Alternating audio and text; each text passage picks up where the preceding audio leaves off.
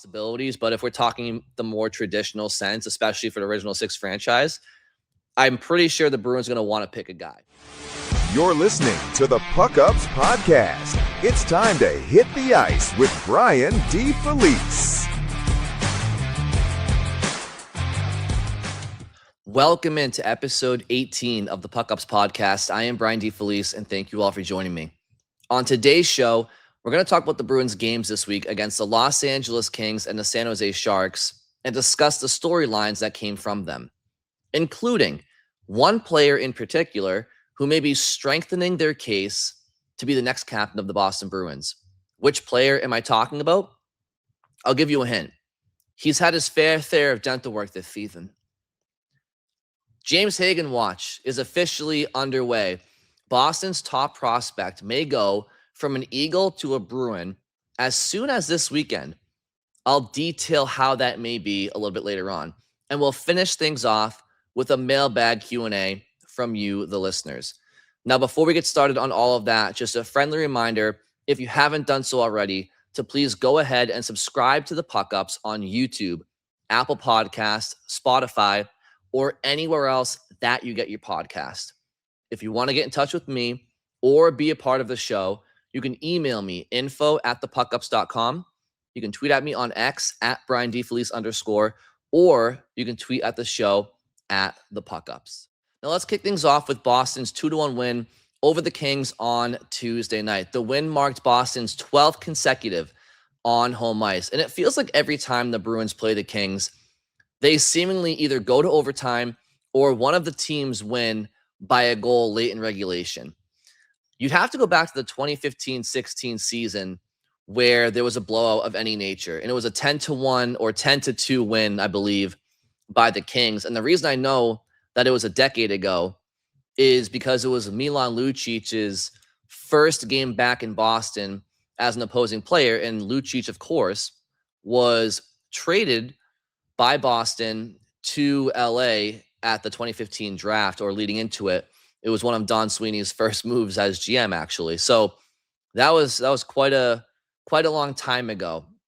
And it feels like ever since then, like I said, these two teams they've always been evenly matched. It feels like the Bruins have always been a Eastern Conference version of the Kings and the Kings a Western Conference version of the Bruins. So with both of these teams battling for playoff positioning in their respective conferences, it came to no surprise that this was yet again another closely fought game. It wasn't the prettiest of games. In fact, it was relatively boring until the third period when Mason Lohrei broke a scoreless tie to give the Bruins a 1-0 lead. It was Lohrei's 7th goal of the year. The play started back in Boston's own D zone where Casey Mittelstadt tried to get the puck out of Boston's end through the air. It was caught by the Kings, and they weren't able to capitalize. And then for Mittelstadt, there's no greater motivator than guilt, and he atoned for his turnover and was a one-man breakout, got the puck into the Kings' end of the ice, where about 10-15 seconds later, Mason Lohrei had a textbook snapshot finish, top left corner from the right circle, 1-0 Boston. The lead, however, did not last. Drew Doughty would tie the game for the Kings and send it to overtime, where Mark Kaslick makes a strong play in his own zone. Kaslick, of course, the Bruins use in the opening faceoff situation of overtimes to try to gain possession, because in the NHL, 3-on-3 overtime possession is massive if you can start with it. So Kaslick was out there for that reason, but the Bruins ended up defending right away. He couldn't get off for the change, and he did make a strong defensive play, had a nice bank pass to Pasternak down ice, who found McAvoy. Charlie McAvoy went in all alone and gets the game winner for the Bruins. It was a tough game for McAvoy outside of the game-winning goal, because not only did his play struggle a bit, but he was hit from behind a bit, and his face just got plastered up against the glass, and he received dental work after the game. I think he had some chipped teeth at the top of his mouth. McAvoy, of course, has already had his fair share of injuries this year, especially to his face, getting the slap shot to his jaw that broke his jaw against the Canadiens. He got a puck to the face against Nashville. Obviously, against the Kings with the hit from behind up against the glass. I feel like there was something else too, but I've never seen a player I've never seen a player's face be a puck magnet so frequently in one season. It really is. You have to feel for him. I mean, he also wore a bubble shield for about a month plus worth of games, and who knows what that prevented in terms of further injuries for McAvoy. So he has no puck luck at all this year when it comes to the puck hitting him in the face, and you have to feel for the kid. But I wanted to touch on something before we get to McAvoy here, and that is Anze Kopitar. Anze Kopitar, longtime captain of the LA Kings, who, I mean, previously it was Dustin Brown, but Kopitar, similar to Bergeron, when Bergeron was an assistant captain when Chara was here.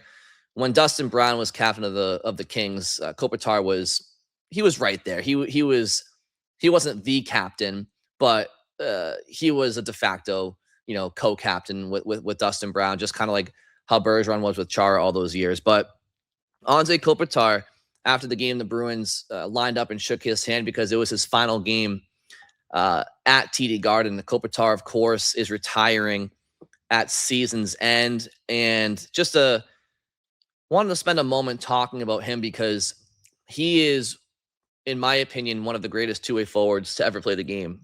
And I think the fact that he has played his entire career in LA on the West Coast, not the biggest hockey market, despite their cups and their pretty decent history as well. They've been around, the Kings have been around for a while, I think since the 60s, right? So despite all that, I just think Kopitar has been one of the ultimate professionals and two-way forwards, not just of his era, but throughout the game's history. And he finishes his career to this point as a two-time Stanley Cup champion. I guess the season's not over yet, but he's got 2 cups to his name.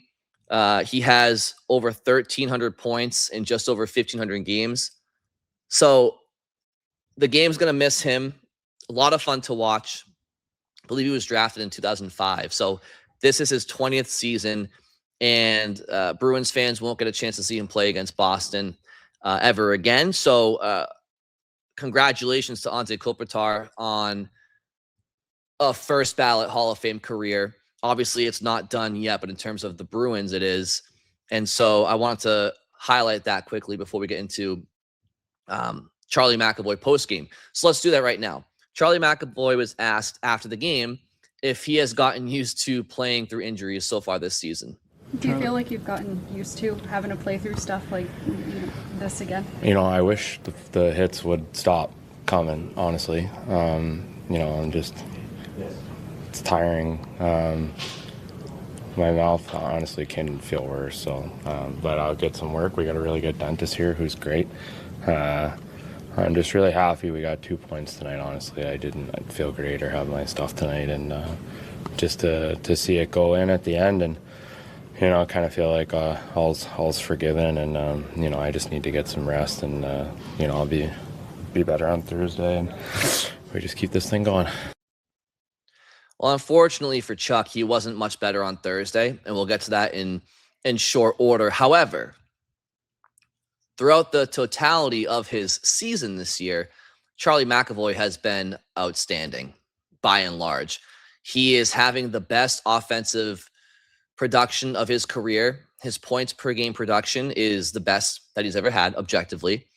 And when you consider his non-Bruins success this season with Team USA winning a gold medal, he was an integral part of their blue line, one of their top blue liners, and he wore an A for Team USA, again, which is made up of NHL All-Stars.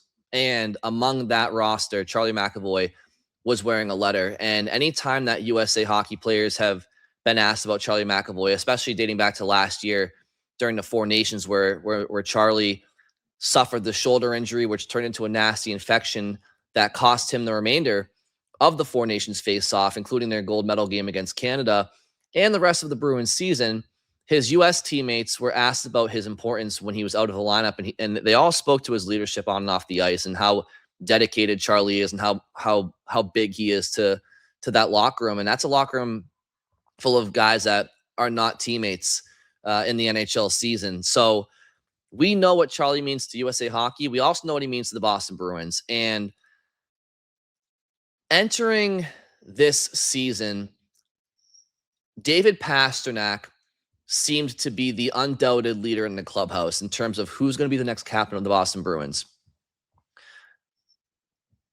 Charlie was not at fault for missing the remainder of last season with the shoulder injury, but the fact of the matter is, not only is David a longer tenured Bruin, not only is David arguably a top 5, 6, 7 forward in the world, David has also led the Bruins in scoring by a landslide in each of the last, 6, 7 seasons, even dating back to years when Bergeron and Krejci and Marchand were still here. The delta between David as the Bruins top scorer and the Bruins second leading scorer in any given year was around 40 points. So David's been leading this team on the ice for a long time. He's the longest tenured Bruin. And in addition, last year when the Bruins traded away Brad Marchand and Brandon Carlo and Charlie Coyle, and of course, to a lesser extent, Trent Frederick, Justin Brazeau, but whatever, but mainly the leaders, and in particular, Brad Marchand. Charlie McAvoy, to no fault of his own, was not around on the ice or really in the room to help shoulder that leadership that David had to do with all of those guys out the door. And David did a great job. He was spectacular on the ice, and off the ice, he had to be that spokesperson. It just felt like David stepped up last year, like he's done every year. But again, Charlie wasn't around, no fault of his own, but David was around, and he stepped up. So heading into this year, where there was a captain vacancy, it just felt like Charlie would have to have a huge season to sway any opinion away from David as being the next captain. Now, David has had a very good year this year as well, and he has done nothing wrong. I don't think David Pastrnak has done anything to show that he shouldn't be the next captain of the Boston Bruins. In fact, I still think that the captaincy of the Boston Bruins goes through David Pastrnak. I still think it's his job of the future. And I know that there can be some discussion about continuing to go with no captain for the next couple of years or having co-captains and whatnot. I think, sure, those are possibilities, but if we're talking the more traditional sense, especially for the original six franchise, I'm pretty sure the Bruins are going to want to pick a guy. And so in the spirit of who that player may be, I still think that the job is David's to lose. That said, Charlie has had as good of a season as he possibly could in terms of making a case for himself to be the captain as well, because it felt like David had the lead heading into the season, and now it feels like it's 50-50. And I'll just say, I don't think that the Bruins could go wrong with either one of these guys, but it is fascinating to see which player that they eventually choose to wear that C, because it is a big honor, and a lot does go behind the thought process and decision making of who's going to be the captain of an original six team, any team really, but especially an original six team. Now let's shift gears to the Bruins game on Thursday against the Sharks, where Boston unfortunately wasn't able to take advantage of early opportunities in that game. Next thing you know, they find themselves behind the 8 ball, down a couple of goals, and they were unable to get themselves back into the game. And while the Bruins outshot the Sharks 41-28, yes, you could say that they deserved better. But here's the thing, and I've talked about this in the past. Hockey is not a sport where you deserve to win a game simply because you outshot or outgenerated a team or outchanced them. Yes, that does indicate that you were able to get to your game more so than the other team was, but hockey is about execution at the end of the day. Hockey is about situational awareness at the end of the day. So it's difficult for me to see the Bruins outshoot the Sharks 41-28 and say they should have won the game because of that, when the Bruins had a power play early in the third period down 2-0 with a chance to climb back into the game and cut San Jose's lead in half. And instead of doing that, they have a soft face-off, a soft board battle, a soft back check, and the Sharks get a shorthanded goal 10 seconds into a Bruins power play to go up 3-0. Well, at that point, the game's over. So I'm glad the Bruins had some shots, especially in the first half of that game. But their situational awareness and their offensive execution and their defensive details ultimately were not good enough in this game, and it cost them. When I say defensive details, what do I mean? Well, look at the first goal of the game by San Jose. Charlie McAvoy has the puck, and he goes up the boards not once but twice in the neutral zone, and it gets shot down not once but twice. And then he loses his footing in transition, and San Jose ends up with a backdoor, easy tap-in goal for Michael Misa, 1-0 Sharks. Okay, so in that situation, Charlie shouldn't be forcing the puck up the boards multiple times where there's too much traffic. Go to your partner, or use your feet and do a reverse and go the other way. Go up the other side of the ice. But you cannot just go into traffic constantly. It wasn't smart. So that cost the Bruins a goal. San Jose's second goal was a bit misfortunate for the Bruins. I mean, it was a Macklin Celebrini on the power play, whiffed on a shot, and gets a second opportunity and fires a wrist shot that goes off the chest of Tyler Toffoli, who stops a puck with his crest that otherwise would have been going wide, and it drops right in front of him and past Swayman for a 2-0 lead for the Sharks.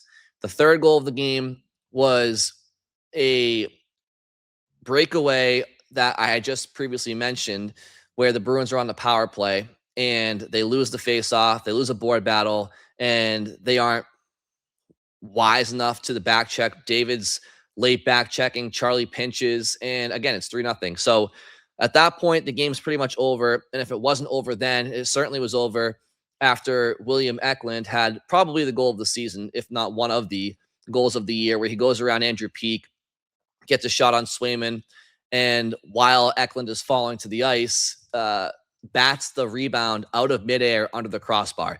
It was a beautiful individual effort, and Andrew Peeke got absolutely worked on the play. But at that point, it's 4-0. However, to the Bruins' credit, with the final 10 minutes to go in the game, they did finally make some forward line changes. They had David Pastrnak playing with Fraser Minten and Marat Husnudinov, where I've been talking about that for a bit now. I've wanted Elias Lindholm away from Pastrnak for quite some time. Whether you agree with me or not, no problem. That's my personal preference and opinion.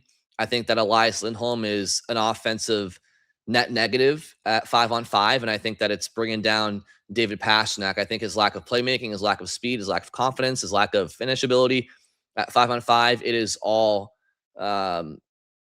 it's not helping David get out of the slump that he's currently in too. So I was glad to see Marco Sturm finally, when it's 4-0, make some forward line changes between the first and third line, because the second line's been outstanding. Nobody should be touching them. Don't punish them and split them up to try to get some other lines going. Mix up the two lines that aren't going. And that's what Marco Sturm did later in regulation.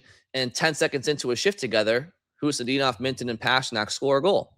Surprise, surprise. Now, obviously, I'm kind of tongue-in-cheek with that. Like, I don't think that anybody expected him to score a goal 10 seconds into it. And it was kind of a garbage goal, to be honest with you. The puck probably shouldn't have gone in. But nonetheless, they just looked better. They looked quicker. And to be fair to Elias Lindholm and Morgan Geekie, I thought with Alex Steeves, they looked pretty good too. So there's something about right now the Elias Lindholm, David Pastrnak combo where they aren't playing well together 5-on-5. I'm not saying that Geekie has to leave Pasternak's line. I'm saying Elias Lindholm does. That's what I'm saying. So if you want to go Pastrnak and Husnudinov at center and Geekie on the wing, sure. But then you have a situation where what do you do with Fraser Minten and Elias Lindholm? Because you're not going to put Elias Lindholm on the wing, I don't think, for Minten to play center.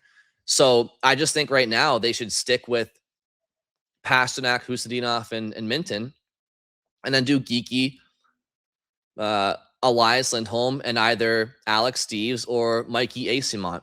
We'll get to that a little bit more in just a second, but let's go to Marco Sturm, not after the game, but after practice on Friday. He was asked about the forward lines because while I just mentioned he went to Pasternak, Hustadinov, and Minton later in the game against the Sharks, and then Geeky, Steves, and Lindholm, at practice, he went back to Pasternak, Hustadinov, and Elias Lindholm, and then Morgan Geeky, Fraser Minton, and Alex Steves. And Scott McLaughlin, who shout out Scotty, my co-host on the Skate podcast, asked the question that we were all wondering. You go to certain lines after you're down 4-0, they look great, and then the next practice, not even 24 hours later, you go back to the lines that weren't generating shit. So Scott asked it a little bit more eloquently than I just put it, but let's get to Scott's question and Marco's answer. What goes into sticking with the lines you had today versus maybe going with the lines you ended with last night? Don't look at that. Honestly, we talked about it. I thought about it. I'm not there yet. Might be different tomorrow. I just have to think about. I didn't want to rush anything, and we still don't forget. It was a big game. We lost, unfortunately, but we are still in a good spot. We're a playoff team right now, and again, I'm not gonna decide on anything just based on the result last night. But maybe I do. It's just I didn't want to rush anything. That's all. Well, Marco, I mean, what do you mean don't look into it? They were your lines. No, listen, I'm a big Marco guy. I love Marco Sturm.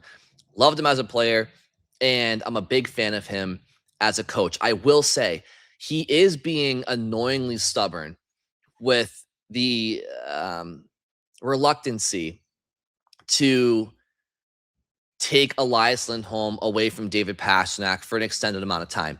And, when Marco says that he doesn't want to be too reactionary to one game, referring to the Bruins' loss to the Sharks and guys not being up to snuff, because Marco, after the game, to his credit, he did say that he needs more from his top guys, that our top guys have to be our top guys. Now, I would argue, and I said this online, there are two types of top guys. There's type A, where you're a top guy because you have more speed and skill than anybody else on the team, or just about. And then there's type B, where you're a top guy by default because you lack type A players. And to me, David Pasternak is type A. Morgan Geeky is emerging in my eyes as type A. Elias Lindholm is type B, where Lindholm is a top guy because the Bruins don't have a true top center right now. Okay. So I kind of push back anyway, but fine. He is one of their top guys by default, so I'm not going to split hairs. But when Marco says he doesn't want to be too reactionary because of one game, it's not just one game, my friend. It's not.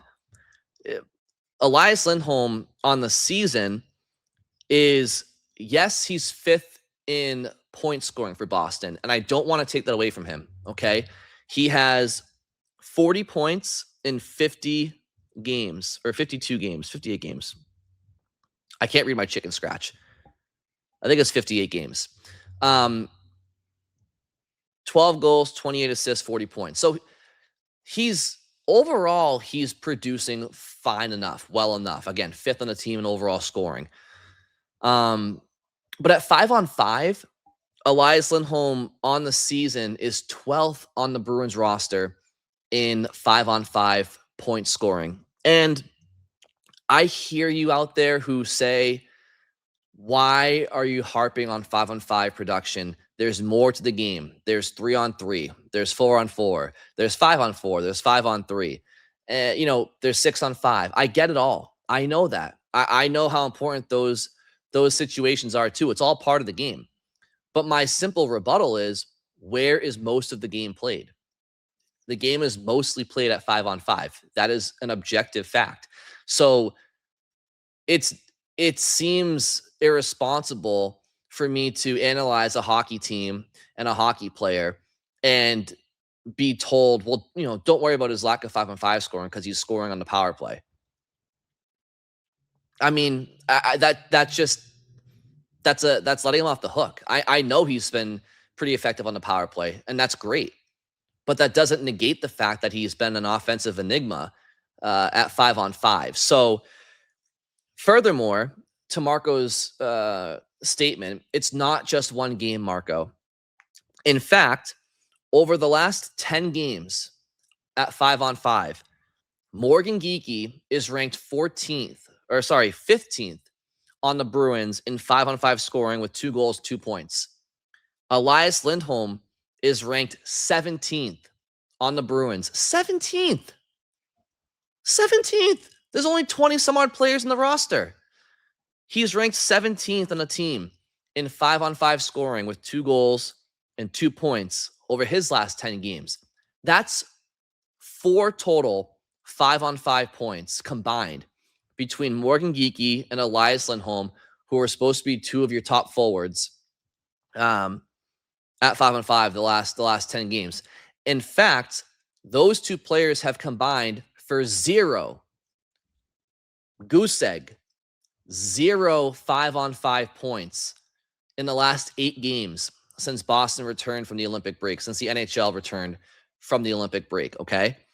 Now, let's talk about how that may be affecting David Pastrnak, because David Pastrnak is responsible for his own production or lack thereof. I'm not going to put other players, I'm not going to blame other players for David's lack of producing lately, but in that same span, over David's last 10 games, he's ranked 9th on the Bruins in 5-on-5 scoring. 1 goal, 2 assists, 3 points. So those are your top 3 forwards in theory, right? They're supposed to be. That's your top line. Supposed to be your top line. And they're ranked 9th, 15th, and 17th on the team in 5-on-5 scoring the last 10 games. That's a pretty decent sample size. Is it a half a season sample? No. But 10 games is 10 games. And I was looking earlier before the podcast at the 20-game sample, and it's not much better. It's a little bit better for David, a little bit better for Elias and Morgan, respectively. But even if you take that stat back to the last 20 games, it's still not that great. So they have not been playing very, very productive at 5-on-5.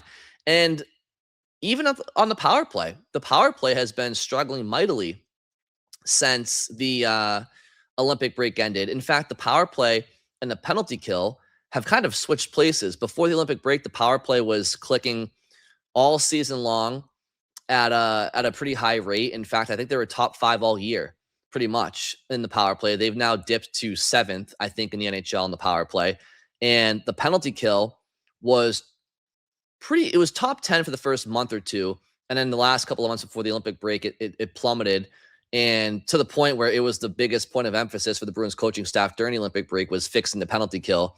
And since they've gotten back from break, the PK has been pretty good. And they have climbed from 24th to 23rd. So nothing crazy.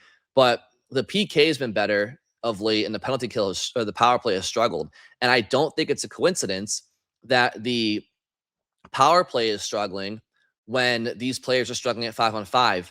Why? Because they feed into each other. If you're producing well in the power play, you'll probably have more confidence at 5-on-5 and vice versa. And so I just think that they're struggling at 5-on-5 because the line combinations, I don't think, have been optimal right now.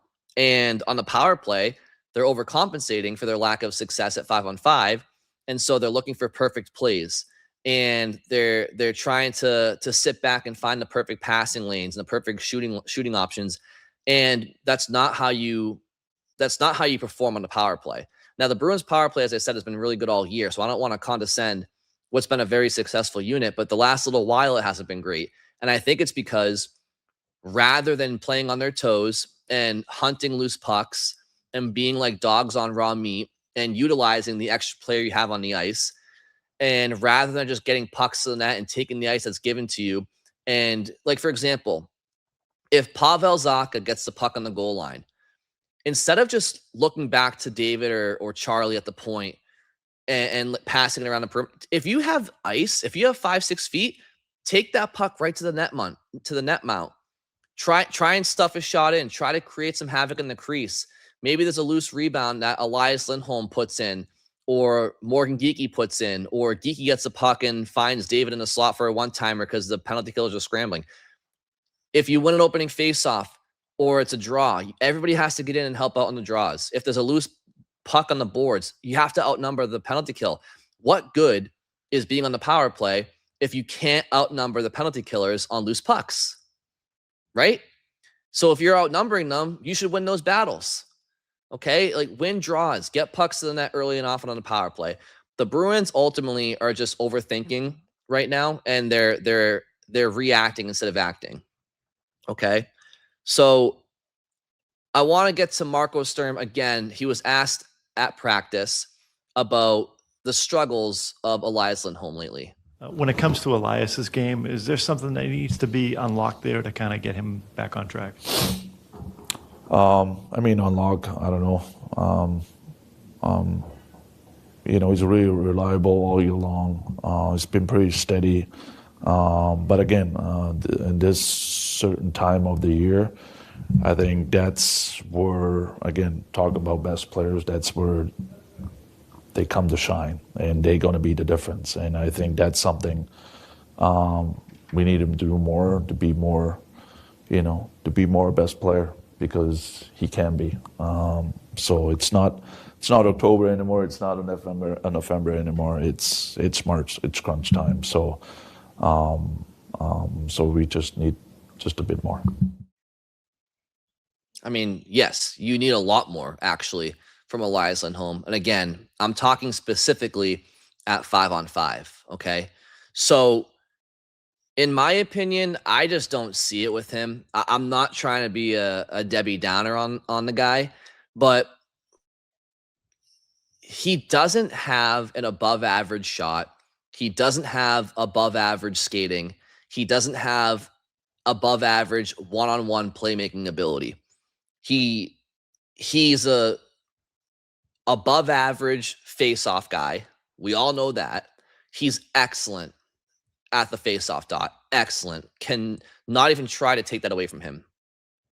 And I think by and large, I think he's a responsible forward. And I think he's a very defensive-minded forward. I think that Elias Lindholm, I don't fear that teams are going to take advantage of the Bruins offensively when he's on the ice. I think he's a smart defensive player. Do I think he's the most physical? No. Do I think he wins the most one-on-one battles? No, he's probably average at that. Okay, but again, I just feel like sometimes your best defense is your ability to play offense and your ability to have your opposition defending. Make them tired, make them defend. And that's a underrated, sentiment. I don't think it's talked about enough. Keeping the puck 200 feet away from your own goal is the easiest way to be good defensively. And I just don't think that Elias Lindholm is a great, play driver, play extender. He's just out there. And a lot of times the puck dies on his stick. Now, with that said, he has had successful seasons throughout his career. And he's shown that he can produce, and that he can be a net positive offensively. He's even shown it at times in Boston. Okay, like last year with Morgan Geekie and David Pastrnak towards the end of the year, Elias Lindholm was very much an effective player. Now, I mentioned Scott McLaughlin earlier because he asked that question to Marco Sturm, but we were talking on the skate pod earlier today about that juxtaposition between Elias Lindholm last year with Boston and Elias Lindholm at times this year, 5-on-5. And Scott brought up, maybe it's the system change. Maybe under Joe Sacco, there was a little bit more freedom for these players. Maybe the lack of pressure to make the playoffs because they'd already sold and, they were just going out there and playing free. Maybe that helped a guy like Elias Lindholm. I think there's some credence to that. But at the same time, I think that if a system is negating your ability to do anything offensively at 5-on-5, then I have to think it's the player, not the system, because I don't think there's any system that just completely takes away your ability to generate and create. I think at a certain point, hockey's hockey. So, but still, like Lindholm has had his moments where he's been fine, especially at 5-on-5. He's been fine on the power play the whole time. This is not a power play situation that I'm talking. This is not a power play conversation I'm having.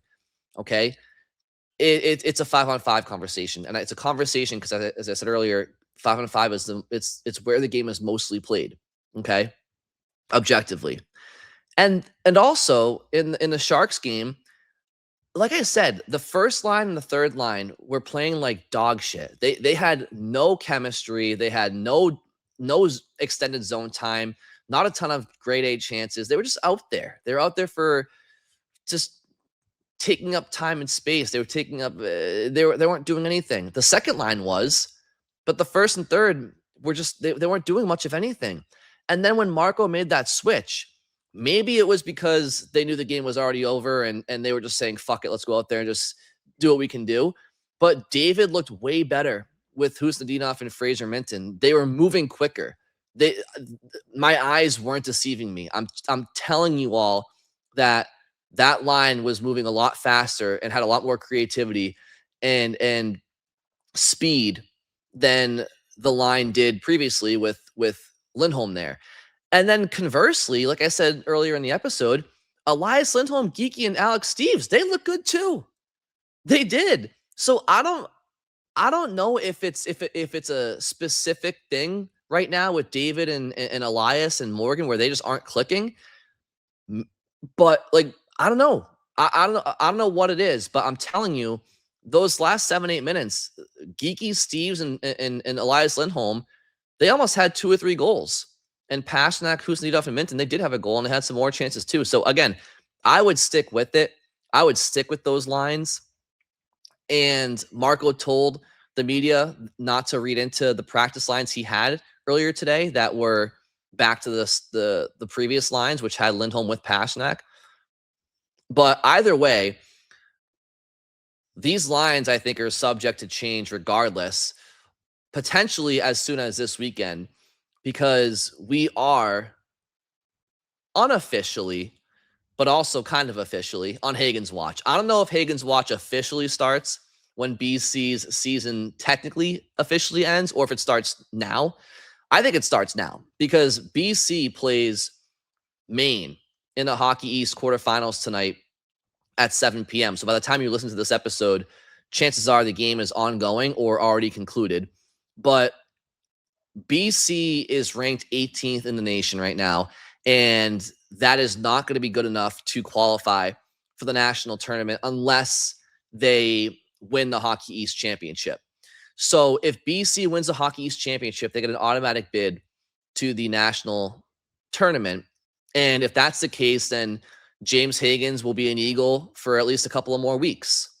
But if BC loses to Maine tonight, and of course, this is Friday night that I'm recording. Not of course. How the hell do you know when I record? I'm just letting you know it's Friday night. But if the Eagles lose to Maine tonight, then I think Hagens' season has officially come to an end with Boston College, and Hagens' watch will officially be underway. And it does feel like he will sign with the Boston Bruins. I think that's what he should do. I know James wants to do that, but I think that's what the Bruins should do.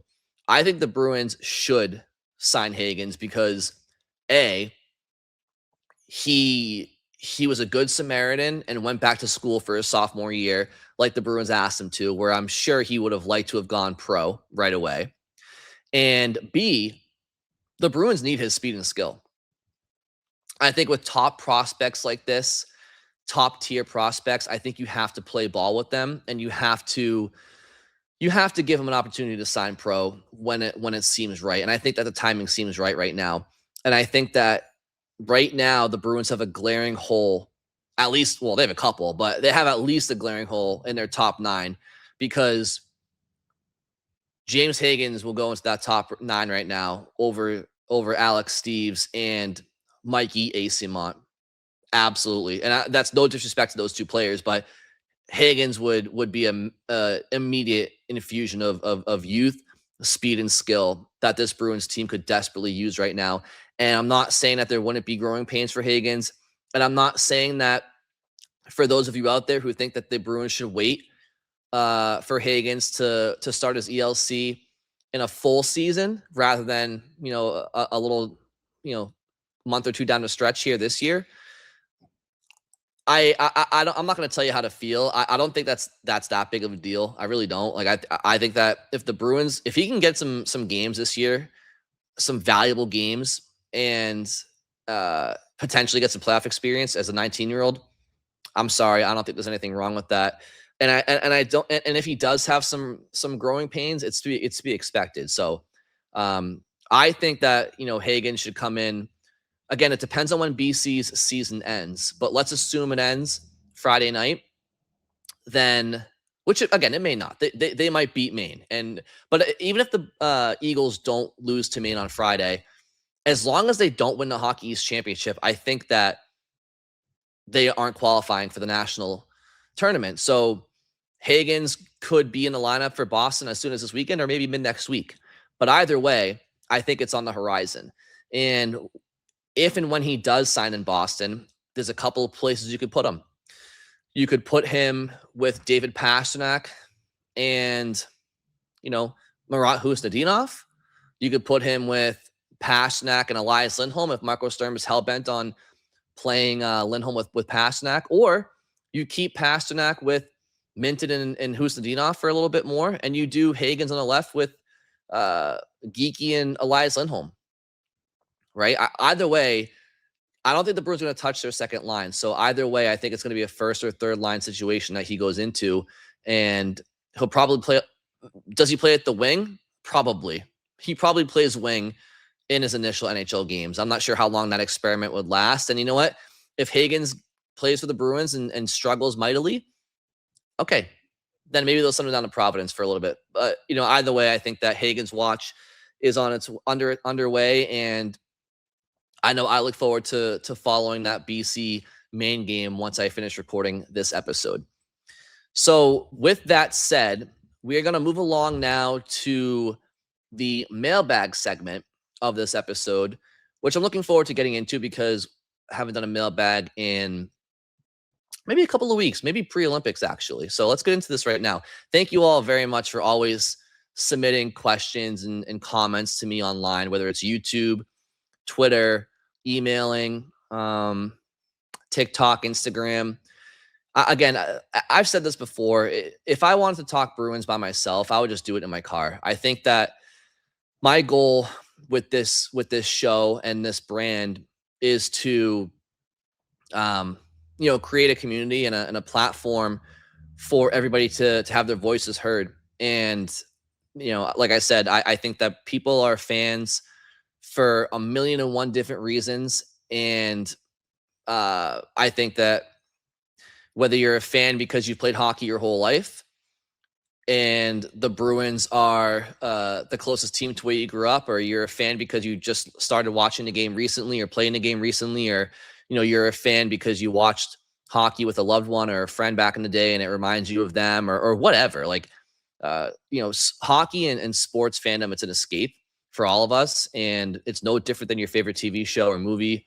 Like we're all here to be entertained, and so, to make sure to create a platform where everybody has a voice, regardless of their opinion, as long as it's respectful, because I very much care that people aren't being made fun of or harassed or anything like that. Like that's not why we do this. So we all keep it respectful in the PuckUps community, but it's always fun to hear from you guys, and the support so far for this show has been awesome, and we're all in this together. We're all on the same team here. So let's get to your questions and comments right now. Got to put my glasses on for this because I have these a little too far away for comfort. Let's see if these old specs still work, and they do. Okay. We're going to go to Sam on Twitter, and Sam says, should have done it midway through the second period. 28 has not been good lately. Zero help generating offense. So that's in response to some commentary I had during the Bruins and Sharks game when Marco Sturm did eventually switch the lines. Again, it was a little too late, Boston was down 4-0. But yeah, Sam, I agree. Like I'll take it a step further. I think it should have been done a couple of games ago. Like I haven't been a fan of Lindholm and Pasternak together for quite some time now, and I've made that known. Let's go to Elliot Friedegg, who says that was just an unlucky hockey game. I think they dominated, and a couple of things didn't go their way. You can't really do much else about it. Again, this is in reference to the Bruins and Sharks game, and Elliot, I know that that's not your real name. Bit of a parody account on NHL Insider, Elliot Friedman, but I appreciate the creativity. Yeah, I mean, like I said earlier, the Bruins outshot the Sharks and they outchanced them. But to me, I think like the situational awareness that I talked about with giving up a shorthanded goal 10 seconds into a power play, I don't think that's something not going your way. I think that you were outworked in that play, right? So I think that I think it was more than just unlucky. I think there was part of that, but I also think that there were some plays like Andrew Peak getting worked by Will Eklund. Like that's not unlucky. That's getting outworked and getting out skilled. The shorthanded goal that the Bruins gave up, that's not unlucky. They got outworked there. So yes, I will say there were some offensive chances that the Bruins scored, or that the Bruins could have scored on that they didn't, that maybe with some better luck they do. But I don't think it's as simple as the Bruins played very well but got unlucky. I think it was the Bruins they outplayed the Sharks, but in key moments they got outworked and out executed. And some nights that's all it takes. Eddard Stark says there are still some options roster-wise to deal with Elias' situation until new guys are brought in my opinion. The real question is whether Marco's even willing to seriously look at it and actually push it through. So, and I like the Game of Thrones profile, by the way, Eddard. But yeah, I mean, we talked about that basically with the question that Scott asked at practice that I played here, and we talked about it, which is, yeah, like there are options, and we mentioned them a minute ago. It could be Lindholm, Geeky, and Steves, or potentially, James Hagens when he comes to Boston, if he comes to Boston, and you do Pasternak and Minton and Hustadinov like we talked about. So yes, there are options. And to your point, like, do we know if Marco's willing to do it? We'll find out, right? He told Scott not to look too far into the lines he had at practice today, and that he may still go to the lines he finished with against San Jose, against Washington on Saturday. So we'll see. So stay tuned, Eddard. And I know I will too. Sean D on Twitter says, let's get ready. And it's a James Hagens Bruins jersey. Yeah, Sean, I'm with you. I'm very much with you. Hagens to Boston cannot come soon enough. I am pumped to see Boston's top prospect finally hit the ice for the Bees. It's a matter of when, not if, in my opinion. Mr. Meth Bear says, hopefully with the cap really spiking soon, 775 won't look as glaring, but there's no getting out of that, unfortunately. I knew this was a bad contract from the jump. He's had one great year when he was playing with Johnny Gaudreau and Matty Tkachuk. So this is talking about Elias Lindholm's contract and the difficulty the Bruins will have in shopping it at some point. Let's combine that question with a question or comment from Brian on Twitter, who says, I understand they have no movement clauses, but Don needs to explore every option to get both Lindholms out of town this offseason. 28 might improve at 3C, but Hampus takes 1+ bad obstruction call a game, and that sort of thing only gets worse, not better. Don't get stuck holding the bag on them. So I'm going to lump those two comments together. And listen, I just think that Elias Lindholm is, let me pull up their contracts real quick. I had them for a second. Okay. Elias Lindholm has a no movement clause through the 28-29 season. And then he has a 10-team no trade list in 29-30. So basically, he's not going anywhere unless he approves it. Now, for a guy who played most of his career in Calgary and then got traded to Vancouver, which is, both of them are, in Western Canada, And then he got his big ticket deal with Boston in the East Coast. And is a guy like that going to be willing to waive a no trade or no movement clause where he's going to have to pick up his family and move them after he just got settled in? And, because these guys, so it's about lifestyle for them as well. And they have kids and families that they have to think of. And I just don't think that, because sometimes people will say, well, players will waive a no move, right? And yeah, some of them will. It just depends. Like if they're in a situation that they hate, if they're not getting playing time or whatever, then yeah, maybe. But I don't see the Bruins not playing Lindholm, and I don't see him saying yes to a trade. So Elias Lindholm, I would be really shocked if the Bruins tried to trade him and he accepted it anytime soon. So I think that we should probably get used to maybe the idea of him maybe converting to wing at some point over the next couple of years, maybe. But we'll see. We'll see what happens with Hagens, where he plays. We'll see what happens with Dean Letourneau if and when he gets to Boston, where he plays. We'll see what happens with Pavel Zacha if they re-sign him. Fraser Minton, what happens with him if he, has a higher ceiling than 3C. So yeah, I think Elias Lindholm's a tough one to move. And then Hampus Lindholm as well. He has a no movement clause through this season and next. And then for the next couple of seasons after that, he has a 15-team no trade list. So Hampus Lindholm's cap hit is $6.5 million. Elias Lindholm's, as Brian mentioned, or Mr. Methbear mentioned, is 7.75. I don't think it's crazy for teams to take that on with the cap rising, like you said. I just don't see. My real issue is I don't see the players ever waiving their no move options. So I don't know.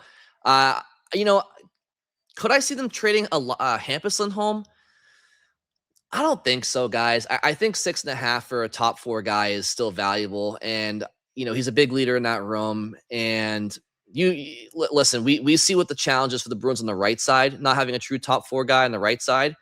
To add to that issue on the left, I don't think is something that the Bruins are trying to do right now. They're trying to find a top 4 guy for the right side, not get rid of one on the left side. So I don't think they're trying to create multiple holes to fill right now. And I agree. Hampus Lindholm has been a bit underwhelming lately, especially when it comes to the penalties he's taken. But I don't know. I don't see him being moved at any point right now. This is from Jay Racula on Twitter. Can we just name him captain now? This is in reference to Charlie McAvoy.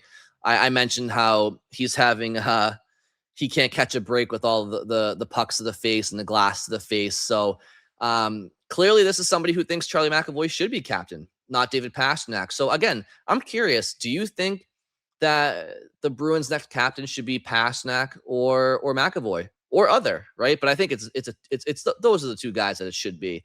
I know that Nikita Zadorov has his fans out there, but I think the captain has to be one of McAvoy or Pastrnak. And I think that you can't go wrong with either one.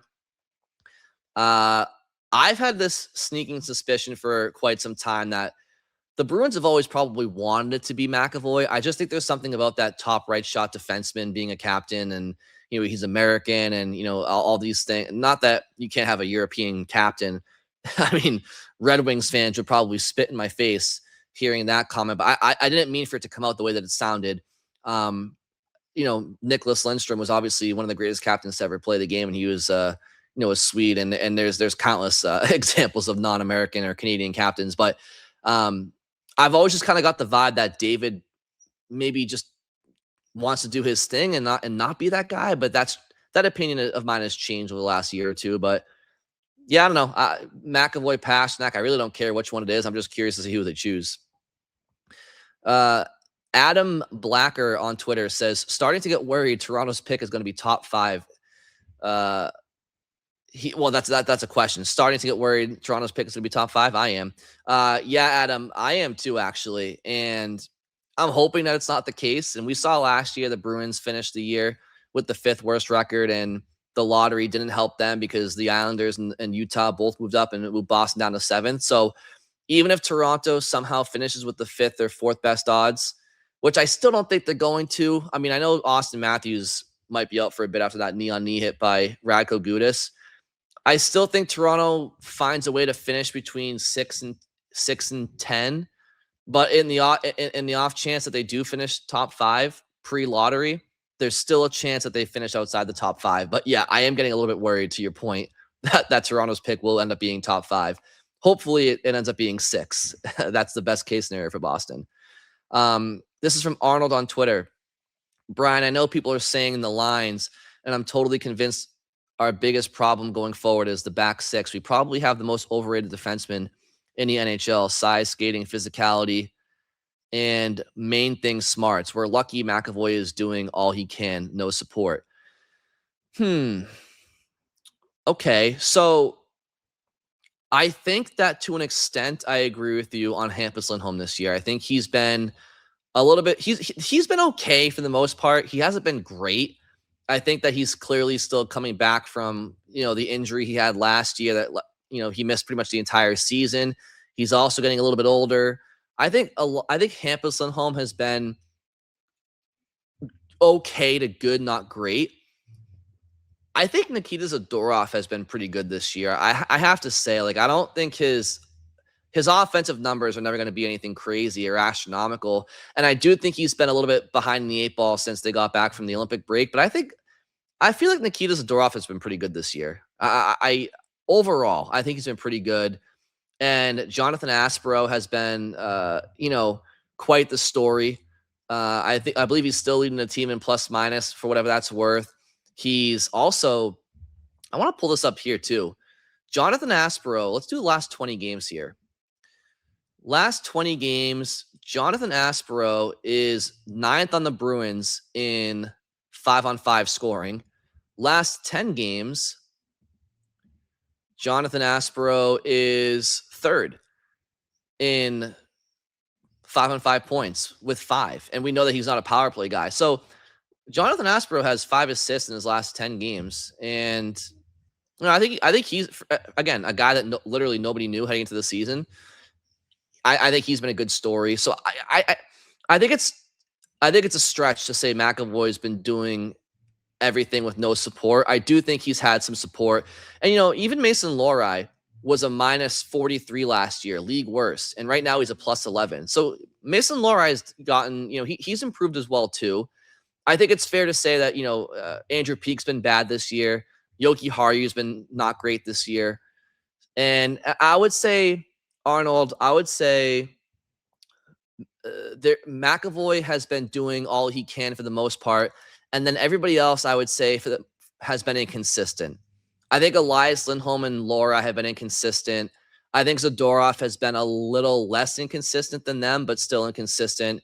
And Aspero, I think, is just a guy who's, learning his way in the league and doing as well as he can right now. So, but, to your point, one thing's for sure is the Bruins don't get a lot of offense from the back end outside of McAvoy. That's for damn sure. So Lohrei gets his moments here and there, Lindholm here and there.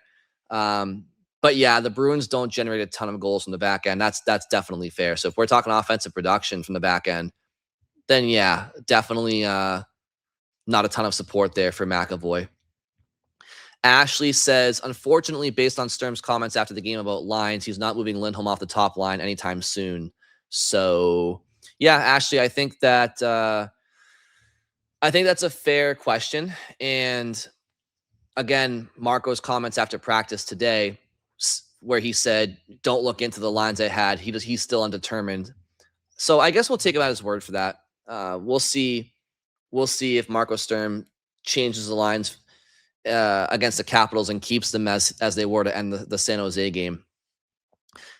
Any more? We have Bricktop 06 says, hoping you can add a guest component and would love live post-game reactions. So thank you, Brick. And just gonna go back to the thing here for a second. So yeah, guests are definitely on the horizon. In fact, I can tease that I have one coming next week. My first guest will be next week. I want to say Wednesday. Keep your eye out for a Wednesday release. So I know most weeks I drop episodes on Monday and Friday, but next week I'm going to do Monday, Wednesday, and Friday. And yes, guests are definitely on the way. I don't know if it's going to be a weekly thing, but I'm going to sprinkle them in for sure. And, obviously, I've spent a lot of time trying to get this kind of show off the ground and going. And now that I've done that, definitely going to start to incorporate some guests and some appearances and next weekend, keep your eyes on the horizon for that. As far as live post-game reactions, that is something I definitely want to implement stuff like that. I got to think about how I want to do that because, I try to have some personal boundaries where I'm not like always, focusing on the Bruins, especially because games get out so late, right? Like they get out at 9:30, 9:45, and we all have our home lives and stuff. But I will pick and choose some games, especially down the stretch and into the playoffs, where I'm going to try to do some live watch alongs. I got to figure out how to do that streaming. I don't think it's going to be that hard to figure out. It might just take a YouTube tutorial or two. And yeah, post game reactions, I can try to do those too. Again, they'll be spot. They're not going to be every time, but I'll pick and choose some key games down the stretch, and hopefully into the playoffs to provide some more live interactive content during games and stuff like that, during drafts, whatever. So all that stuff is on the way, and I look forward to doing that. Okay. So with all of that said, thank you all very much for listening. Have a great weekend. Enjoy Bruins Capitals on Saturday, and I'll be back on Monday to talk to you Wednesday and next Friday. Take care.